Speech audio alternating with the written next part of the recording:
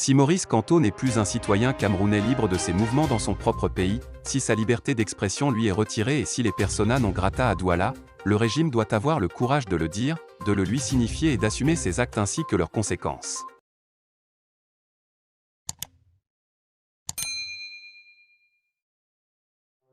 Il poursuit en indiquant que le MRC condamne fermement cette nouvelle escalade dans la violence contre son président, ses harcèlements permanents et ses violations flagrantes de ses droits garantis par la Constitution et les instruments juridiques internationaux ratifiés par le Cameroun. Toujours dans la veine des propos de désapprobation, il assène que son parti s'offusque d'un tel acharnement dont l'objectif affirmé est d'empêcher Maurice Kamto par tous les moyens de mener paisiblement ses activités en tant que parti politique.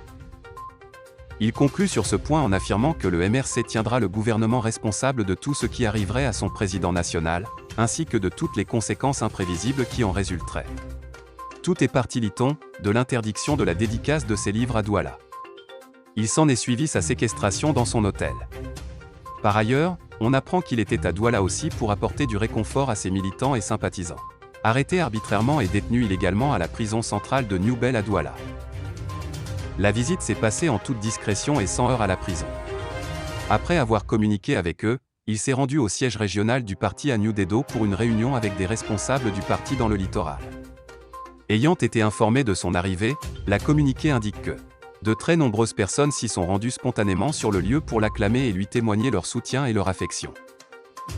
Maurice Kamto, toujours selon son SG, s'est brièvement adressé à la foule, rappelant que l'option fondamentale du MRC est le changement dans la paix et par les urnes. Il a aussi rappelé que cette option ne doit pas être prise pour de la faiblesse. Ce choix a été fait et est maintenu parce qu'il était demeure la meilleure option pour le MRC. Il a aussi déclaré que si nous ne cherchons pas la bagarre, nous ne fuyons pas la bagarre, et qu'il espérait que les militants et sympathisants arbitrairement détenus depuis plus de 14 mois seront libérés avant la fin de l'année et passeront la fête de fin d'année en famille, afin d'éviter de ternir l'image de notre pays, a-t-il prévenu.